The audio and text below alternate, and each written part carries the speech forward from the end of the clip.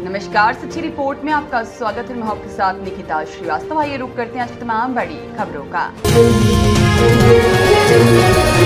Marwar junction थाना police ने टोपीदार बंदूक के साथ युवक को किया गिरफ्तार। मारवाड़ जंक्शन पाली जिला पुलिस अधीक्षक चुनाराम जाट के निर्देश से आचार संहिता के मद्देनजर अवैध हथियार धरपकड़ अभियान की थाना अधिकारी सरोज बेरवा मई टीम द्वारा थाना क्षेत्र के दुदोड़ ग्राम के निकट अवैध टोपीदार बंदूक के साथ पाए जाने पर एक युवक को गिरफ्तार किया गया। पुलिस को आता देखकर युवक बंदूक लेकर भागने की कोशिश करने लगा। पुलिस द्वारा तत्परता बरतते हुए उसे चेतन बावरी निवासी बासनी भदावत ग्राम निवासी को गिरफ्तार किया गया है। पुलिस द्वारा युवक के खिलाफ मामला दर्ज कर अनुसंधान में जानकारी जुटाई जा रही है।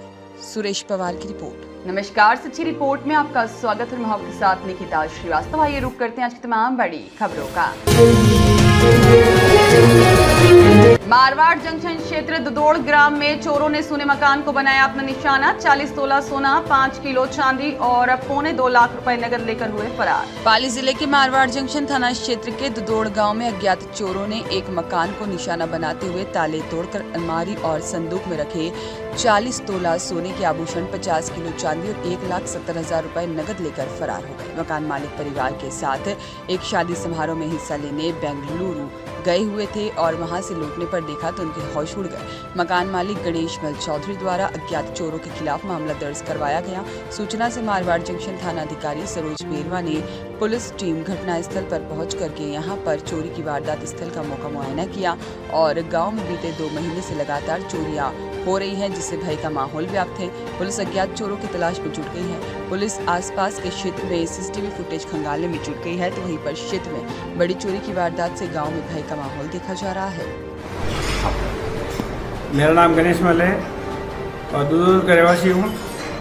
यहाँ से बेंगलोर रहता हूँ और भाई की लड़की का रिसेप्शन था, उसके लिए पूरे परिवार वहाँ पे गए हुए थे और पीछे लॉक बंद था पूरा और पीछे चोरी की हुई। क्या क्या चोरी हुआ आपके यहाँ? देखो कि मेरी बहन के गहने थे और मेरी माँ के गहने थे और उसमें मेरी भांजी का भी नेकलेस था और सभी मिला के 40 तोला सोना था, 5 किलो चांदी थी और नकद 1,70,000 कैश था। जो भी पुराने नोट थे बंदी हुए वो नहीं लेके गए हैं। बाकी सब पूरा एक एक कपड़ा झटक के पूरा अलमारी, तिजोरी, जो कपाट जो भी है, बॉक्स सब क्लीन से तोड़ के पूरा क्लीन किया हुआ। सुरेश पवार की रिपोर्ट। नमस्कार, सच्ची रिपोर्ट में आपका स्वागत है। मैं आपके साथ निकिता श्रीवास्तव। आइए रुक करते हैं आज की तमाम बड़ी खबरों का।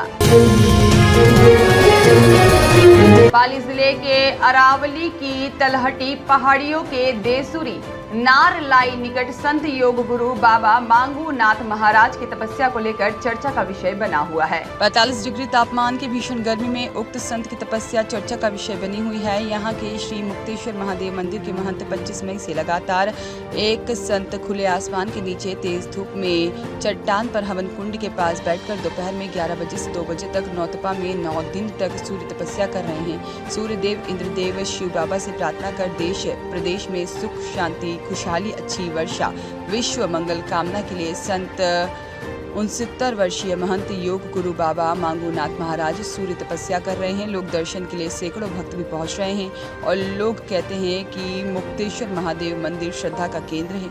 योग गुरु ने बताया कि हर वर्ष नौतपा में जलपान पर रह करके सूर्य तपस्या कर रहा हूं और प्रदेश देश में सुख शांति खुशहाली अच्छी वर्षा विश्व मंगल कामना के लिए यह तपस्या कर रहा हूं। भोलेनाथ शिव बाबा की शक्ति से सूर्य तपस्या करते हैं और 2 मई रविवार को सूर्य तपस्या का समापन होगा। समापन समारोह के लिए सैकड़ों भक्त व्यवस्था में लगे हुए हैं। सुरेश पवार की रिपोर्ट। नमस्कार, सच्ची रिपोर्ट में आपका स्वागत है। मैं आपके साथ निकिता श्रीवास्तव। आइए रुक करते हैं आज की तमाम बड़ी खबरों का। सिरोही पुलिस को 12 दिन पूर्व आबू रोड के रिक्को ग्रोथ सेंटर मावल में बिहारी श्रमिक के ब्लाइंड मर्डर और लूट की वारदात का पर्दाफाश करने में सफलता प्राप्त हुई है। 2 आरोपियों को गिरफ्तार किया गया है। जिला पुलिस अधीक्षक अनिल कुमार ने शुक्रवार को प्रेस कॉन्फ्रेंस आयोजित कर बताया कि 19 मई की शाम के समय रिक्को ग्रोथ सेंटर मावल के गेट के पास में श्रमिक धनंजय कुमार मोबाइल पर बात कर रहा था। उसी दौरान दो अज्ञात व्यक्ति आए और धनंजय कुमार के साथ लूट की घटना कर उसके शरीर में छुरी से ताबड़तोड़ वार कर उसको निर्मम हत्या कर दी गई। इस घटना के संबंध में प्रार्थी सनोज कुमार पुत्र जोरधी महतो उम्र 23 साल निवासी बरदहिया पुलिस थाना मलोरा जिला सारण बिहार द्वारा प्रस्तुत रिपोर्ट पर प्रकरण दर्ज कर अनुसंधान और अज्ञात आरोपियों की तलाश शुरू की गई। श्रमिक के ब्लाइंड मर्डर की जघन्य घटना की गंभीरता को देखते हुए लूट और हत्या की घटना करने वाले आरोपियों को ट्रेस आउट कर गिरफ्तार किया गया। इसके लिए अलग अलग टीमों का गठन किया गया। टीम द्वारा घटनास्थल का निरीक्षण कर मौके से घटना के संबंध में साक्ष्य एकत्रित किए गए। प्रत्येक टीम को अलग अलग टास्क दिए गए। घटनास्थल के आसपास हाईवे और अन्य कई जगह पर लगे सीसीटीवी कैमरों के फुटेज चेक किए गए। घटनास्थल के आसपास में रहने वाले लोगों से घटना के संबंध में पूछताछ की गई, जानकारी प्राप्त की गई। घटनास्थल और आसपास के तकनीकी डाटा लेकर विश्लेषण कर तकनीकी पहलुओं पर अनुसंधान किया गया। पूर्व में चाकूबाजी और लूट की वारदात करने वालों की लिस्टिंग भी की और गंभीर अपराधों के मामले में जेल से रिहा हुए संदिग्ध आरोपियों का डाटा संकलित कर अलग अलग पहलुओं से विश्लेषण किया गया। संदिग्धों की घटना से पूर्व और घटना के पश्चात की गतिविधियों पर गोपनीय तरीके से निगरानी रखी गई। घटना के बारे में जानकारी के लिए संभावित स्थानों पर मुखबिर मामूर कर आसूचना संकलित की गई। अज्ञात आरोपियों की तलाश के दौरान करीब 200 संदिग्ध लोगों से पूछताछ की गई। टीमों द्वारा लगातार कई दिनों तक कठोर परिश्रम कर घटना करने वाले 2 आरोपियों को चिन्हित किया गया। उसके बाद में घटना के बाद से फरार दोनों आरोपियों की तलाश शुरू की गई। अभियुक्त मुगला राम उर्फ मुगल राम को पुलिस टीम द्वारा भेसा सिंह की दुर्गम पहाड़ियों से कई किलोमीटर पैदल चलकर दस्तयाब किया गया और दूसरे आरोपी वरदा राम गरासिया को जालोर जिले में सुंधा माता के पास से जंगलों में दस्तयाब किया गया। इसके बाद पूछताछ में दोनों आरोपियों को यहाँ सख्ती से पूछताछ करने पर उन्होंने दोनों ने अपना जुर्म कबूल किया। ये 19 तारीख को आप लोगों को ध्यान है कि रिको जो ग्रोथ एरिया है माहौल के अंदर, वहाँ एक फैक्ट्री के अंदर एक वर्कर था धनंजय कुमार नाम का, जिसका ने मर्डर कर दिया गया था और उससे फ़ोन छीन के ले गए थे। तो उसी के ऊपर हमारी एक SIT की टीम काम कर रही थी और उसके अंदर जो 2 लोग इन्वॉल्व थे वो उन दोनों लोगों को गिरफ्तार कर लिया गया है और घटना की तायद भी उन लोगों ने कर दी है कि उन्होंने इस इवेंट को कैसे किया था। और उसमें जो ये जो दोनों अक्यूज़्ड हैं ये आपके भैंसा करके गांव है, जो उस ग्रोथ सेंटर के पीछे की साइड का एक गांव है, वहाँ के ये दोनों रहने वाले हैं। जो अक्यूज़्ड हैं ये दोनों, इनका नाम है मुगल राम और एक का नाम है वरदा राम गरासिया। दोनों गरासिया ट्राइबल कम्युनिटी से हैं। दोनों को दस्तयाब कर लिया गया और टीम अब आगे की कार्रवाई इसमें कर रही है। मोटिव शराब पिए हुए थे और 2 जने इनको, क्योंकि वो ट्राइबल वाला जो एरिया, ये अपने रिको ग्रोथ सेंटर वाला एरिया, वो थोड़ा सा आइसोलेटेड टाइप का है, फैक्ट्रियाँ ज़्यादा नहीं है। तो दोनों ये दारू पिए हुए थे, वो भी अंदर बैठ के शराब पी रहे थे। तो उन्होंने मौका देखा और चाकू मार के फ़ोन छीनने की कोशिश की थी। चाकू उसके गलत जगह लगा और जिस वजह से उसकी डेथ हो गई।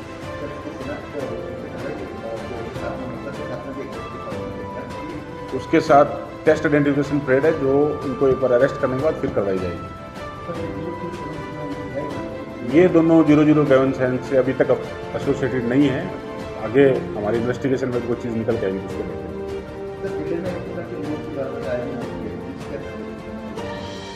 देखो पिछले दिनों में जैसे मैं बता रहा हूँ, टोटल जो हमने अभी तक डेटा निकाला है 31 लूट की वारदातें हुई हैं। उनमें से 24 वारदातों का जिला पुलिस ने खुलासा किया है और टोटल उनमें से 50 के आसपास, आई थिंक 50 से भी ज़्यादा हैं, इतने लोगों को उसके अंदर अरेस्ट किया गया है।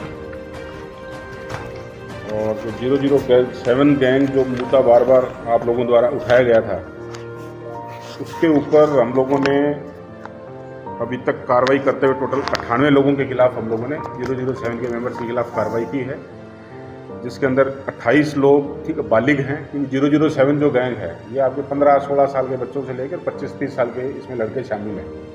28 उनमें बालिग थे, 16 उनके अंदर ठीक नाबालिग हैं जिनको हमने इसके अंदर दस्तयाब किया है।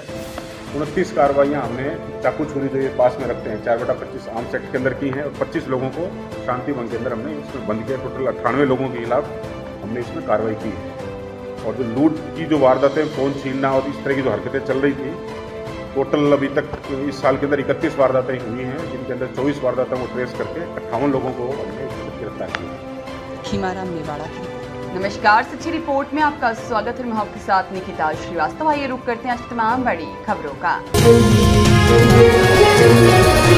संभागीय आयुक्त के आदेश का दूसरे दिन भी हुआ असर। गोगरा हिंगोला सड़क मार्ग का निर्माण कार्य हुआ शुरू। आयुक्त को रात्रि चौपाल में ग्रामीणों की शिकायत के बाद गुरुवार को निरीक्षण कर सहायक अभियंता सार्वजनिक रंभ कर रिपोर्ट प्रस्तुत करने के निर्देश दिए थे और बुधवार रात्रि को सुमेरपुर उपखंड के गोगरा ग्राम पंचायत मुख्यालय पर पाली संभागीय आयुक्त डॉक्टर प्रतिभा सिंह की आयोजित रात्रि चौपाल में ग्रामीणों की मुख्य शिकायत का दूसरे दिन शुक्रवार को असर दिखना शुरू हो गया, जहां लंबे समय से क्षतिग्रस्त हालत में पड़े हुए गोगरा के हिंगोला सड़क मार्ग को लेकर आए दिन हो रही दुर्घटना को लेकर शिकायत करने के बाद संभागीय आयुक्त डॉक्टर प्रतिभा सिंह ने गुरुवार को अलसुबह ही पुनः गोगरा पहुंच करके मौके का निरीक्षण कर मौके पर उपस्थित अभियंता सार्वजनिक निर्माण विभाग को आगामी 21 दिन तक संपूर्ण सड़क का कार्य पूर्ण करने के लिए पाबंदी किया। निरीक्षण के दौरान ग्रामीण पारस कंवर द्वारा ग्राम में नालियों की सफाई और निर्माण की समस्या बताते हुए मौके पर ही उपस्थित ग्राम वासियों के समक्ष सरपंच और ग्राम सचिव को आगामी 5 दिवस में नाली निर्माण और सफाई का कार्य और ग्राम वासियों द्वारा पानी की समस्या से निजात पाने के लिए ग्राम गोगरा में पानी की टंकी का निर्माण शीघ्र प्रारंभ करवाने की मांग की गई। इसके लिए संभागीय आयुक्त ने मौका निरीक्षण कर अभियंता जलदाय विभाग को आगामी 15 दिवस में टंकी का निर्माण कार्य पूर्ण कर रिपोर्ट भिजवाने के निर्देश दिए। उसके बाद में हरकत में आए विभागीय अधिकारियों ने शुक्रवार से ही गोगरा हिंगोला सड़क मार्ग की खुदाई करवाकर डामरीकरण कार्य शुरू कर दिया और बिजली विभाग ने भी झूलते विद्युत तारों को ऊपर उठा दिया और वहीं ग्राम पंचायत द्वारा भी नालियां निर्माण कार्य शुरू कर दिया गया। खीमाराम मेवाड़ा की रिपोर्ट। नमस्कार, सच्ची रिपोर्ट में आपका स्वागत है। मैं आपके साथ निकिता श्रीवास्तव। आइए रुक करते हैं आज की तमाम बड़ी खबरों का। पाली में 25 मोरों की मौत, तेज गर्मी से मौत होने की आशंका, पोस्टमार्टम रिपोर्ट आने पर होगा खुलासा। पाली में आज भेड़ बकरियों की मौत के बाद एक साथ 25 मोरों की मौत होने का मामला सामने आया है। प्रारंभिक जांच में तेज गर्मी के कारण मौत होने की आशंका जताई जा रही है। फिर भी पोस्टमार्टम रिपोर्ट आने के बाद मोरों की मौत का असली खुलासा हो पाएगा और पुख्ता कारण सामने आ पाएगा। घटना पाली जिले के रोहट के हर्रावास गांव की है, जहां गांव के निकट जंगल में 25 मोरों के मरे होने की सूचना पर रोहट क्षेत्र के वन रक्षक जयपाल सिंह मई टीम मौके पर पहुंचे और काफी मोरों के शव को श्वानों ने खा लिया था। जो बचे हुए थे उन्हें एकत्र कर पोस्टमार्टम के लिए भेजा गया और ग्रामीण तेज गर्मी से मोरों की मौत होने की बात बता रहे हैं। वहीं विभाग रोहट के वनपाल जयपाल सिंह ने बताया है कि मोरों की बॉडी 1-2 दिन पुरानी है, जिसमें से ज्यादा को श्वानों ने खा लिया है। पोस्टमार्टम करवाया है। रिपोर्ट आने के बाद मोरों की मौत का कारण पता चलेगा। सुरेश पवार की रिपोर्ट। नमस्कार, सच्ची रिपोर्ट में आपका स्वागत है। मैं आपके साथ निकिता श्रीवास्तव। आइए रुक करते हैं आज की तमाम बड़ी खबरों का। महिला कांस्टेबल आरजू ने सिस्टम पर लगाए गंभीर आरोप। वायरल वीडियो में जनपद बिजनौर निवासी महिला कांस्टेबल आरजू ने सिस्टम पर चौंकाने वाले गंभीर आरोप लगाए हैं। वीडियो वायरल होने के पश्चात महिला आरक्षी की रिपोर्ट दर्ज हुई है। जनपद बिजनौर निवासी महिला आरक्षी की तैनाती वर्तमान समय में थाना खजूरिया जनपद रामपुर में है। इस महिला आरक्षी द्वारा वीडियो वायरल करके पुलिस विभाग पर चौंकाने वाले बेहद गंभीर आरोप लगाए गए हैं। संवाददाता मुनीश उपाध्याय ने इस संबंध में एसपी जनपद रामपुर राजेश द्विवेदी से फोन पर जानकारी लेने का प्रयास किया तो फोन एसपी साहब के पीआरओ द्वारा रिसीव करके बताया गया कि महिला आरक्षी की ओर से एफआईआर दर्ज कराई गई है। प्रकरण के संबंध में पुलिस का पक्ष ट्विटर अकाउंट पर उपलब्ध है। दोस्तों, मेरा नाम आरजू है। मैं जिला बिजनौर की रहने वाली हूँ और वर्तमान समय में मेरी तैनाती जो है महिला आरक्षी के पद पर थाना खजूरिया जिला रामपुर में चल रही है। मैं आप सभी से इस प्रशासन का जो काला सच है वही बताने जा रही हूँ। खाकी की आड़ में ये भेड़िए छुपे हुए हैं। ये जो है खाकी की आड़ में भेड़िए छुपे हुए हैं जो इस चीज़ की धमकी दिखाते हैं कि हम प्रशासन में रह के क्या कर सकते हैं। मेरा मुकदमा नहीं दर्ज कर रहा है खजूरिया थाने का एसओ जो है, और उल्टा मुझे ही धमकी दे रहा था कि गलत सलत रिपोर्ट लगा के मुझे ही सस्पेंड करा देगा और जिला चेंज करा देगा। जिस अधिकारी को भी मैं अपनी शिकायत करती हूँ तो वहीं मुझसे पहले ही मेरी शिकायत कर देता है। और अगर मैं किसी टोल फ्री नंबर पे भी कॉल करती हूँ तो उस पर भी मेरी कोई सुनवाई नहीं होती है। और जब मैं थाने जाती हूँ तो मुझे और धमकी देता है उल्टा सस्पेंड कराने की, थाने से हटाने की 8 दिन। मुनीश उपाध्याय की रिपोर्ट। नमस्कार, सच्ची रिपोर्ट में आपका स्वागत है। मैं आपके साथ निकिता श्रीवास्तव। आइए रुक करते हैं आज की तमाम बड़ी खबरों का। तंबाकू निषेध दिवस पर तंबाकू नियंत्रण कार्यालय प्रकोष्ठ मुख्य चिकित्सा एवं स्वास्थ्य कार्यालय भरतपुर द्वारा कार्यक्रम आयोजित किया।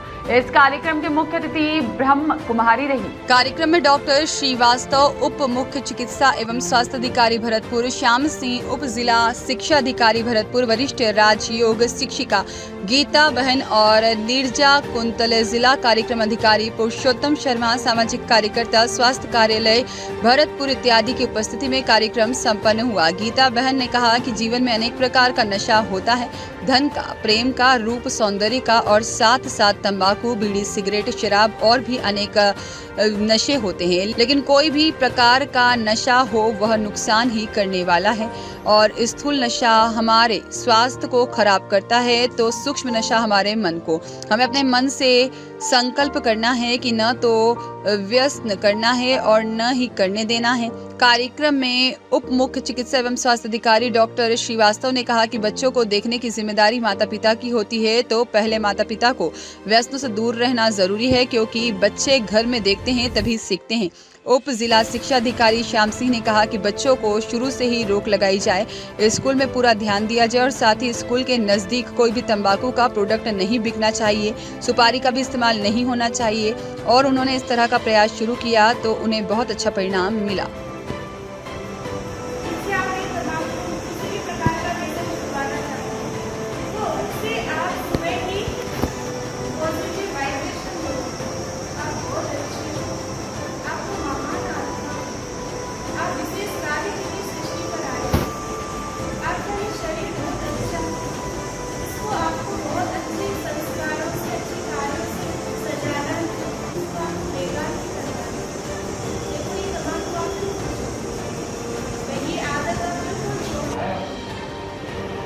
दूसरा, शंकाओं का समाधान।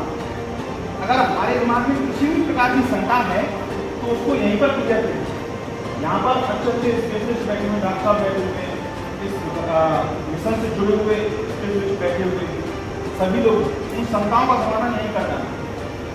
और तीसरी चीज कि जो चीज़ हम यहाँ सीख के जाएंगे, सुन के जाएंगे, उस पर हमें अमल जरूर करना है। ऐसा नहीं कि यहाँ सीखा और वहाँ जाके जुड़ गए। रामेश्वर फौजदार की रिपोर्ट। नमस्कार, सच्ची रिपोर्ट में आपका स्वागत है। मैं आपके साथ निकिता श्रीवास्तव। आइए रुक करते हैं आज की तमाम बड़ी खबरों का। जोधपुर में पिछले 1.5 महीने से सुरसागर और उसके आसपास के क्षेत्र में आया पैंथर इन दिनों वन विभाग की टीम के लिए सिरदर्द बना हुआ है।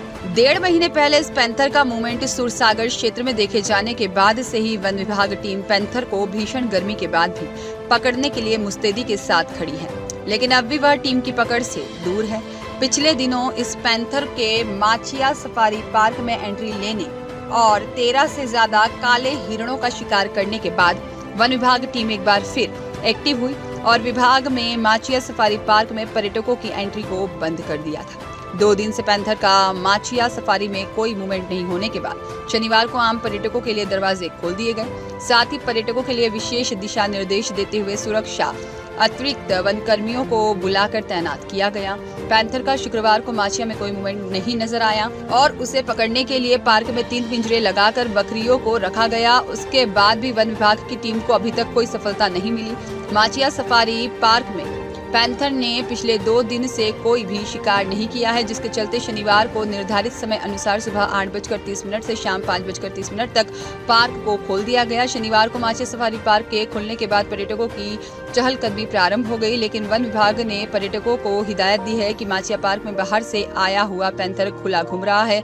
पार्क में बच्चों को अकेला न छोड़ें, अपने साथ रखें और ग्रुप बनाकर जाएं। वन विभाग ने पर्यटकों को यह हिदायत भी दी है कि पार्क में शोर शराबा नहीं करें और भ्रमण पथ को छोड़कर अन्य जगह नहीं जाएं। हिदायत में यह भी कहा गया है कि पार्क में अगर खुले में कहीं पैंथर नजर आए तो भगदड़ नहीं मचाएं और इसकी सूचना तत्काल पार्क में मौजूद स्टाफ को भी दें। अरुण माथुर की रिपोर्ट। नमस्कार, सच्ची रिपोर्ट में आपका स्वागत है। मैं हूं आपके साथ निहारिका सिंह नागर। आइए नजर डालते हैं आज की महत्वपूर्ण खबरों पर। अघोषित विद्युत कटौती एवं पेयजल समस्या को लेकर कांग्रेसियों ने कार्यालय के बाहर प्रदर्शन के बाद राजस्थान सरकार एवं उपखंड अधिकारी के नाम ज्ञापन सौंपा। विधानसभा क्षेत्र में विद्युत एवं पहचान समस्या को लेकर कांग्रेस कार्यकर्ताओं ने उपखंड कार्यालय सुमेरपुर के बाहर प्रदर्शन करते हुए राजस्थान सरकार एवं उपखंड अधिकारियों के नाम तहसीलदार प्रांजल को ज्ञापन सौंपा है। शनिवार को राजस्थान प्रदेश कांग्रेस कमेटी महासचिव शिशुपाल सिंह निम्बाड़ा,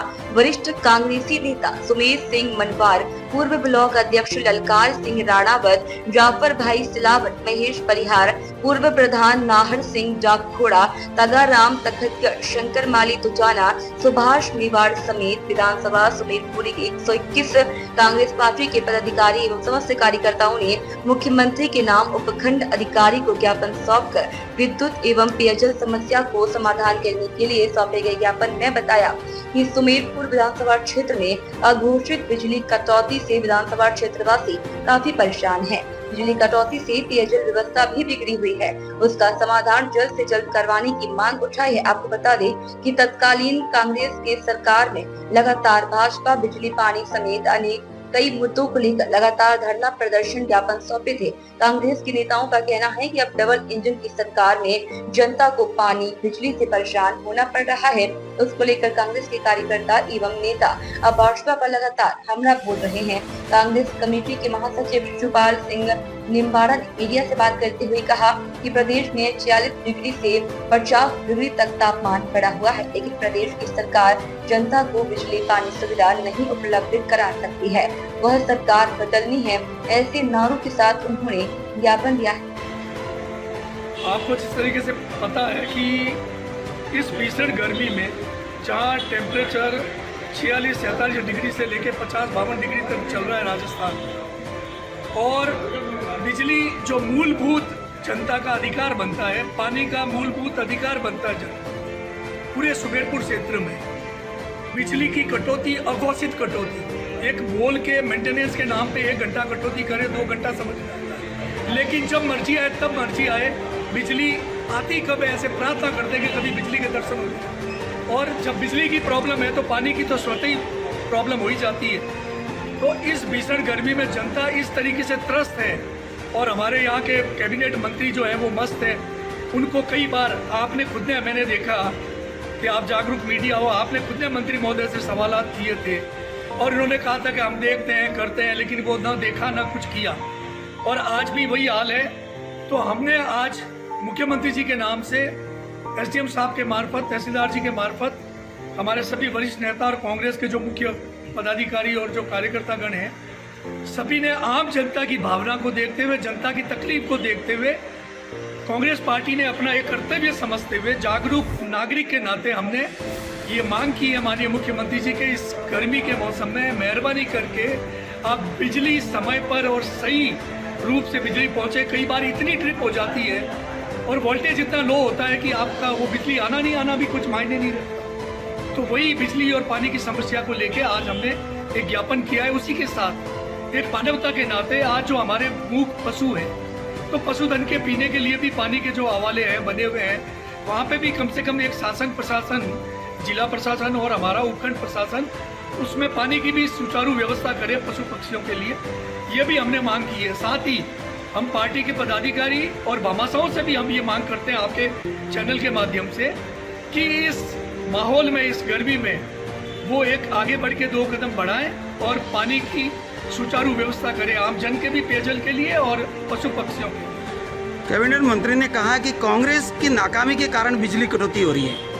वो तो कहता है ना कि जब खुद के बस में नहीं है तो बूंद का ठीकरा कहीं पर भी आप डाल दो। कांग्रेस के शासन में तो जो बहुआयामी काम हुए और जो विकास हुए और जिस तरीके से जन कल्याणकारी योजनाएं लागू कर रखी थी, आप तो खुद पीड़ित होंगे। 25 लाख रुपए का जो बीमा कर रखा था मुख्यमंत्री जी ने, गहलोत साहब ने, वो आज की तारीख में 5 लाख रुपए कर दिया, और वो भी कितना लागू है कितना नहीं है वो आम जनता इस बात को बहुत भली भांति वाकिफ है। पानी बिजली की समस्या भयंकर है ही है। अब तो डबल इंजन की सरकार है, अब कोयले की क्या कमी है, अब की कोयला का रोना रो रहे हैं। कोयला विदेशों में जा रहा है, वहाँ से महंगी दर पे खरीद के जो वापस आ रहा है, लूट रहे हैं जनता को। बाद में बिजली नहीं मिल रही है। हालात ये है गाँवों में कि शाम को 6 बजे बिजली जाती है और रात को 1-2 बजे तक नहीं आती, न वोल्टेज मिलते हैं, सारे उपकरण खराब हो रहे हैं। इसको लेके हमने ज्ञापन दिया था। बिजली की कमी के कारण से पानी भी हमको सुचारू रूप से नहीं मिला है, जो किसान संघर्ष समिति किसानों और पीएचई विभाग के बीच में जो समझौता हुआ था पानी को पेयजल को लेने के लिए, तो उतना पेयजल आरक्षित किया, वो पानी कहाँ गया है? क्यों नहीं दे रहे? 70 लीटर पानी 10 लीटर एक आदमी के लिए आरक्षित किया गया। तो आज तो ये हालत है कि 10 लीटर पानी भी रोज नहीं मिल रहा और बहुत खराब है। ज्ञापन दिया, आग लगने का कोई ज्ञापन दिया था, क्या है? देवतरा में 15 घरों में है, बासुंदा में 10 घरों में है, आपकदा में 4 घरों में है, बैनपुरा में अभी पीड़ित लोगों से सारा वारा सब जल गया है। तो उसके लिए हमने आज प्रशासन को ज्ञापन दिया है कि इनकी जो है तत्काल सहायता उपलब्ध करावे। जैसे भी किसान दुखी है, विपर्याय के कारण से वैसे भी चारे की कमी चल रही थी, तो किसी भी प्रकार से जो है ताकि वो अपने पशुओं को वापस साल भर तक किसी दूसरे के ऊपर मुहैया नहीं रखे, सरकार की सहायता उनको उपलब्ध कराए, ऐसा हमने आज ज्ञापन दिया। नमस्कार, सच्ची रिपोर्ट में आपका स्वागत है। मैं हूं आपके साथ निहारिका सिंह नागर। आइए नजर डालते हैं आज की महत्वपूर्ण खबरों पर। नेशनल हाईवे 162 के निकट सड़क हादसा, कार पलटने से एक महिला की मौत, 5 घायल। कच्छ गुजरात से जा रहे था परिवार अजमेर, आगे चल रही कार से टकराने से हुआ यह हादसा। असंतुलित होकर पलटी कार, हादसे में एक महिला की मौत, 5 घायल। सभी घायलों को पाली बांगड़ अस्पताल में भर्ती कराया। वहीं सूचना से पहुंची पुलिस मौके पर। सभी घायलों का पाली बांगड़ अस्पताल में चल रहा उपचार। शहर के सदर थाना क्षेत्र के राष्ट्रीय राजमार्ग 162 पर शनिधाम के पास एक स्कॉर्पियो गाड़ी अनियंत्रित होकर दूसरी गाड़ी को टक्कर मारते हुए पलट गई, जिसमें सवार एक महिला की मौत हो गई, जबकि 5 लोग घायल हो गए हैं, जिन्हें पाली के बागड़ अस्पताल में भर्ती करवाया गया है, जिसमें एक की हालत नाजुक बताई जा रही है, जिन्हें जोधपुर रेफर किया गया। पुलिस ने बताया कि कच्छ भुज निवासी महसूद पुत्र अनवर अपने परिवार के साथ अजमेर दरगाह जियारत के लिए जा रहा था कि राष्ट्रीय राजमार्ग पर इंदिरा नगर के पास गाड़ी तेज गति के चलते अनियंत्रित हो गई और आगे चल रही गाड़ी के टक्कर मारते हुए पलट गई, जिसमें हादसे में जोहरा पत्नी महसूद की मौत हो गई। वहीं महसूद पुत्र अनवर, उमेश पुत्र महसूद, अफजल पुत्र महसूद, फैजल पुत्र महसूद व जयद पुत्र महसूद घायल हो गए, जिनका पाली के बागड़ अस्पताल में उपचार जारी है। सूचना से सदर थाना पुलिस की मौके पर पहुंची एवं हादसे की जानकारी ली। सुरेश पवार की रिपोर्ट। नमस्कार, सच्ची रिपोर्ट में आपका स्वागत है। मैं हूं आपके साथ निहारिका सिंह नागर। आइए नजर डालते हैं आज की महत्वपूर्ण खबरों पर। सुमेरपुर उपखंड दुजाना की श्रीमती सुमित्रा देवी पन्ना लालजी राणावत राजकीय उच्च माध्यमिक विद्यालय का 10वीं एवं 12वीं कक्षाओं का बोर्ड 2023-24 का परीक्षा परिणाम 100% रहा। उप प्रधानाचार्य प्रभुराम मीणा से प्राप्त जानकारी के अनुसार 10वीं कक्षा में कुल प्रविष्ट 61 परीक्षार्थियों में से 16 परीक्षार्थी प्रथम श्रेणी, 41 परीक्षार्थी द्वितीय श्रेणी एवं 4 परीक्षार्थी तृतीय श्रेणी से उत्तीर्ण हुए। भरत कंवर ने 85.67%, पायल पुत्री धनाराम ने 82.17% व नगाराम देवासी ने 72.50% अंक प्राप्त कर 10वीं में क्रमशः प्रथम, तृतीय व तृतीय स्थान प्राप्त किया। वहीं कक्षा 12वीं में प्रविष्ट 39 परीक्षार्थियों में से 34 परीक्षार्थी प्रथम श्रेणी एवं 5 परीक्षार्थी द्वितीय श्रेणी से उत्तीर्ण हुए। 12वीं कक्षा में टीना राठौर ने 88.66% अंक प्राप्त कर प्रथम स्थान प्राप्त किया। वहीं धीरूलाल ने 87.60% अंक प्राप्त कर तृतीय स्थान प्राप्त किया और जगदीश कुमार ने 84.20% अंक प्राप्त कर तृतीय स्थान प्राप्त किया।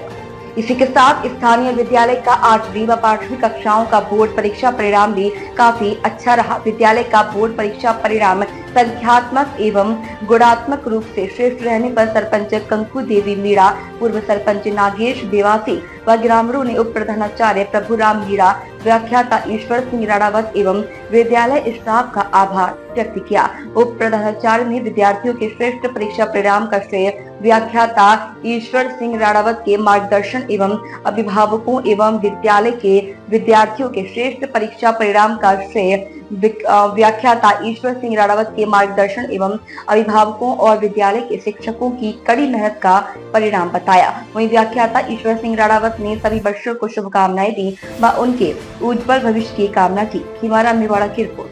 नमस्कार, सच्ची रिपोर्ट में आपका स्वागत है। मैं हूं आपके साथ निहारिका सिंह नागर। आइए नजर डालते हैं आज की महत्वपूर्ण खबरों पर।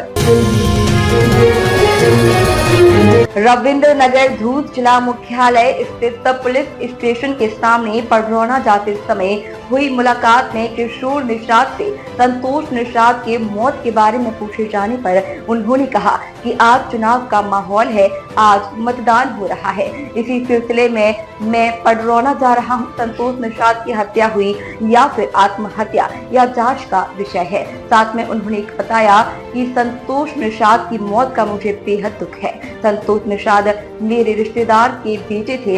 इस घटना की मजिस्ट्रेट जांच होनी चाहिए। मैं महाराष्ट्र सरकार एवं महाराष्ट्र पुलिस से इस घटना की जांच की मांग करता हूं। संतोष निषाद की मौत पर मैं संवेदना व्यक्त करता हूं। मेरे ऊपर लगाए जा रहे सारे आरोप बेबुनियाद और गलत हैं। इस घटना से मेरा कोई ताल्लुक नहीं है। सुन रही है, आप आए हैं तो आप पे भी हमारा डर है कि आपको ही पैसे दे के भेजा हुआ है। अच्छा। इसलिए ताकि हमारा हिम्मत टूट गया है, हम किस तरीके से बात करें हमें समझ ये जो 100 रख कर के लोग जाम किए हुए हैं, न्याय की मांग की जा रही है। हाँ। ये दोषी लोगों के खिलाफ कार्रवाई हो, लोग जेल जाएं, आपके भाई को न्याय मिल जाए। नहीं तो जेल कोई न जाए। हम लोग का मांग ये है, हमारा लाश वैसे सड़ जाएगी। हम लोग का कहना यह है हमारा लाश सड़ेगी, हम यही रोड पे जाएंगे, नहीं चुनाव हमारा कोई मतलब नहीं। लेकिन किशोर का जेल होना चाहिए और उसकी छोटी लड़की के नाम ये होना चाहिए। आखिर उसकी पत्नी कहाँ जाएगी? हाँ। 2 बच्चे कहाँ जाएंगे? आप प्रशासन है, आप बताइए, आप मीडिया वाले हैं, जो भी है आप बताइए कहाँ जाएगी, आप बताइए, आप बताइए। पहले आप सुनिए, हमारी मांग ये है कि हमारी 2 भतीजी है और वो विधवा हो गई, वो कहाँ जाएगी? और उसी जमीन के चक्कर में करा है तो वो उसकी लड़की के नाम होना चाहिए। जब इतना पैसा 3 करोड़ 10 करोड़ फेंक रहा है तो ये नाम करे लड़की के नाम। जब मार दिया वो तो लाएगा नहीं। अगर हाथ पैर तोड़ देता और कह देता, चाहे किडनैप करवा देता, बोलता हमको 10 लाख रुपए दो, चाहे हमारे घर पे बोलता कि हमारे सारा जमीन दे देना, नहीं तो इसको मरवा दूंगा। पहले धमकी एक मौका देना चाहिए ना।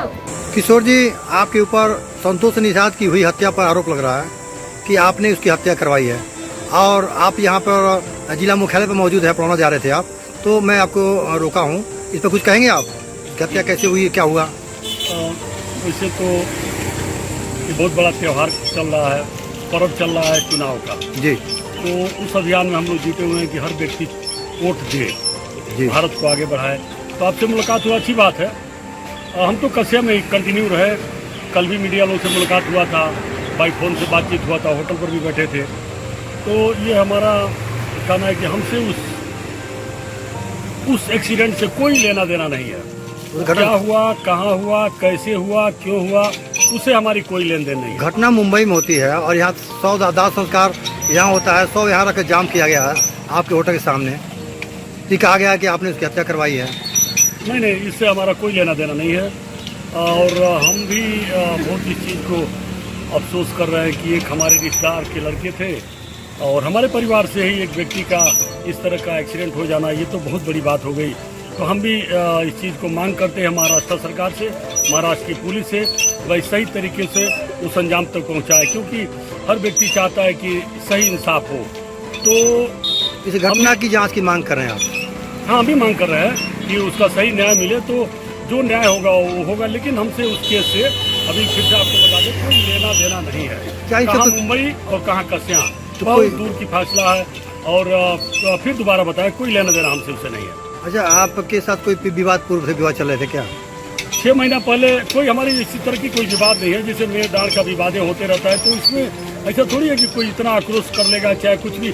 हम तो बता दें आपको कि साहनी की रिपोर्ट। नमस्कार, सच्ची रिपोर्ट में आपका स्वागत है। मैं हूं आपके साथ निहारिका सिंह नागर। आइए नजर डालते हैं आज की महत्वपूर्ण खबरों पर। जोधपुर के मसूरिया श्रमिकपुरा में मोबाइल टावर लगाने का विरोध जताया गया है। इसको लेकर क्षेत्रवासियों ने शनिवार को कुछ देर हंगामा भी किया। जानकारी के अनुसार मसूरिया श्रमिकपुरा में एक मोबाइल टावर लगाया जा रहा है। आवासीय क्षेत्र में स्थापित किए गए इस टावर का क्षेत्रवासियों की ओर से विरोध किया गया है। क्षेत्रवासियों ने बताया कि इस मोबाइल को अवैध रूप से रात के अंधेरे में लगाया गया है। इस मोबाइल टावर के कारण क्षेत्रवासियों के स्वास्थ्य पर असर पड़ेगा। टावर के निर्माण से विकिरण के फैलने की प्रबल संभावना है, जिससे कि कैंसर, हार्ट अटैक, मस्तिष्क संबंधित रोग, गर्भपात तथा मानसिक विकृति संबंधित रोग फैलने की संभावना बढ़ गई है। हंगामे की सूचना पर पुलिस मौके पर पहुंची और हंगामा कर रहे लोगों से समझाइश की। अरुण माथुर की रिपोर्ट। नमस्कार, सच्ची रिपोर्ट में आपका स्वागत है। मैं हूं आपके साथ निहारिका सिंह नागर। आइए नजर डालते हैं आज की महत्वपूर्ण खबरों पर। नेता प्रतिपक्ष टीकाराम जूली हरियाणा और पंजाब लोकसभा चुनावी दौरे के बाद पहुंचे अलवर। कांग्रेस पार्टी के स्टार प्रचारक जूली ने पंजाब और हरियाणा में कांग्रेस प्रत्याशियों के समर्थन में की ताबड़तोड़ जनसभाएं। जूली ने मोती डूंगरी स्थित कार्यालय पर आज जन सुनवाई की। प्रदेश से अपनी विभिन्न समस्याएं लेकर पहुंचे लोगों की समस्याओं का किया त्वरित समाधान। रूपेश शर्मा की रिपोर्ट। नमस्कार, सच्ची रिपोर्ट में आपका स्वागत है। मैं हूं आपके साथ निहारिका सिंह नागर। आइए नजर डालते हैं आज की महत्वपूर्ण खबरों पर। डॉक्टर सर्वपल्ली राधाकृष्णन राजस्थान आयुर्वेद विश्वविद्यालय जोधपुर के कुलपति प्रोफेसर वैद्य प्रदीप कुमार प्रजापति के मार्गदर्शन में सभी संकाय सदस्यों के लिए 6 दिवसीय फैकल्टी रीओरिएंटेशन कार्यक्रम का आज समापन कुलपति प्रोफेसर वैद्य प्रदीप कुमार प्रजापति की अध्यक्षता एवं कृषि विश्वविद्यालय के कुलपति प्रोफेसर डॉक्टर BR चौधरी के मुख्य आतिथ्य में हुआ।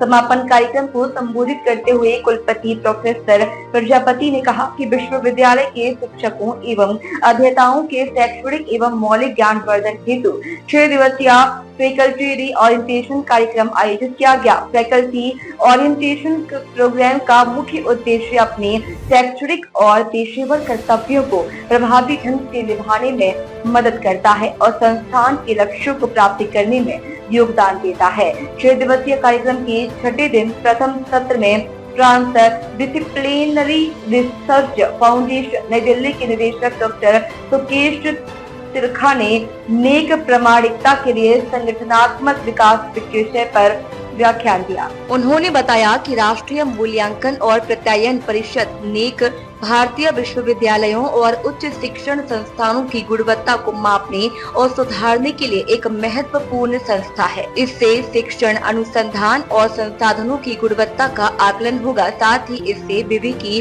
शैक्षणिक और प्रशासनिक उत्कृष्टता प्रमाणित होती है। छात्रों के लिए नेक मान्यता प्राप्त होने पर उच्च गुणवत्ता वाली शिक्षा, बेहतर प्लेसमेंट के अवसर और उन्नत शोध सुविधाएं प्राप्त हो सकेगी। विश्वविद्यालय में नेक प्रामाणिकता हेतु विवि की संरचना, संस्कृति और प्रक्रिया में सुधार करना आवश्यक है।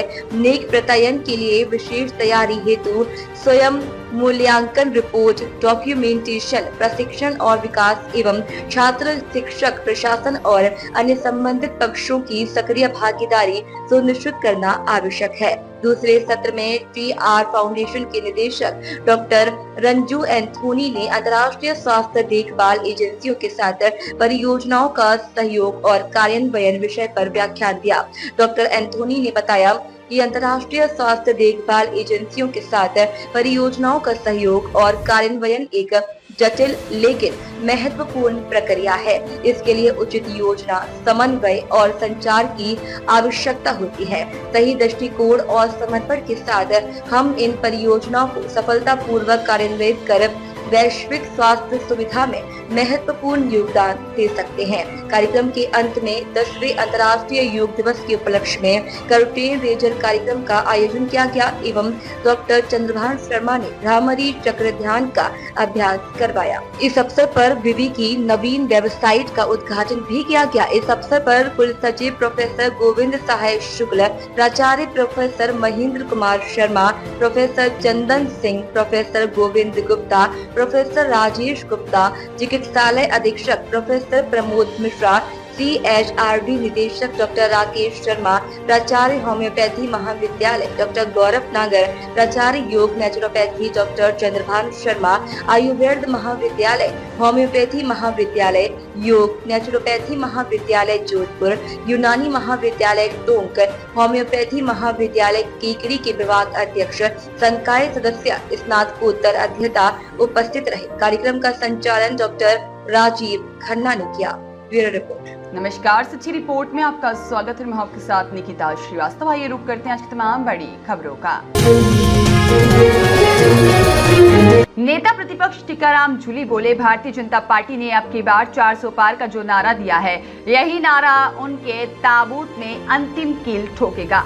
जूली बोले, संविधान को मिटाने की सोच रखने तथा आरक्षण के विरोधी भारतीय जनता पार्टी के शीर्ष नेताओं से लेकर उनके सभी नुमाइंदों की इस लोकसभा चुनाव में जनता ने पतंग काट दी है। जूली हरियाणा और पंजाब में कांग्रेस पार्टी के प्रत्याशियों के प्रचार के बाद आज अलवर कार्यालय पर पत्रकारों को संबोधित कर रहे थे। जूली ने कहा कि आज अंतिम चरण का चुनाव संपन्न हो गया है। महंगाई और बेरोजगारी से त्रस्त देश की आवाम ने 7 चरणों के हुए इस चुनाव में इंडिया गठबंधन के प्रत्याशियों के पक्ष में वोटिंग कर भाजपा नेताओं की नींद उड़ा दी है। उन्होंने कहा आगामी 4 जून को यानी 72 घंटे बाद देश में इंडिया गठबंधन की सरकार का उदय होगा। उन्होंने कहा इस बार न केवल कांग्रेस की सीट ज्यादा आने वाली है बल्कि भारतीय जनता पार्टी के कई बड़े चेहरे लोकसभा चुनाव में पराजित होंगे। नेता प्रतिपक्ष टीकाराम जूली ने अलवर ग्रामीण विधानसभा क्षेत्र के गांव रतनगढ़ पाला में पहुंचकर चावड़ माता मेले में शामिल होकर आयोजित भंडारे में प्रसाद ग्रहण किया। जूली ने गांव बिलिंदी में स्वर्गीय श्री मूलचंद जी की प्रतिमा का अनावरण किया और वाटर कूलर का उद्घाटन किया। ग्रामीणों को संबोधित करते हुए जूली ने कहा कि ऐसे धार्मिक कार्यक्रमों के आयोजन से भाईचारा बढ़ता है। उन्होंने कहा कि धार्मिक कार्यक्रम भारतीय संस्कृति की धरोहर है। उन्होंने कहा कि ऐसे आयोजन निश्चित तौर पर भावी पीढ़ी के दिलों में हमारी संस्कृति को जिंदा रखने में अहम साबित होंगे। इस दौरान ग्रामीणों ने जूली का माला और साफा पहनाकर स्वागत किया। कार्यक्रम में ग्रामीण और युवाओं ने टीकाराम जूली से मिलने की होड़ सी लगी हुई थी।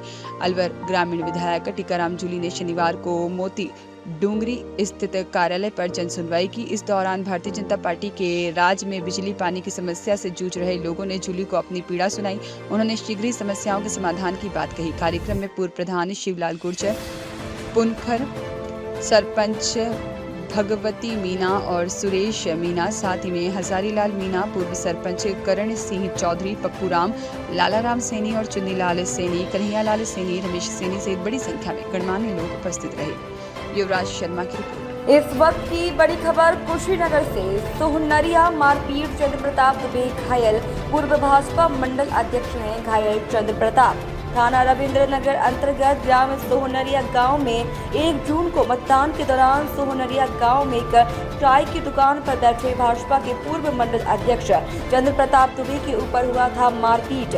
उनके ही गांव के निवासी अरजीत कुमार दुबे एवं उनके समर्थकों द्वारा किसी बात को लेकर हुए मारपीट। चंद्र प्रताप को बेरहमी से मारपीट कर सर फोड़ कर जख्मी कर दिया गया, जिन्हें की संयुक्त चिकित्सालय पहुंचाया गया। मारपीट में लाठियां तक चटक गई। बता दें कि घायल चंद्र प्रताप दुबे को गोरखपुर मेडिकल कॉलेज रेफर कर दिया, जहां उनका इलाज चल रहा है। KN साहनी की रिपोर्ट।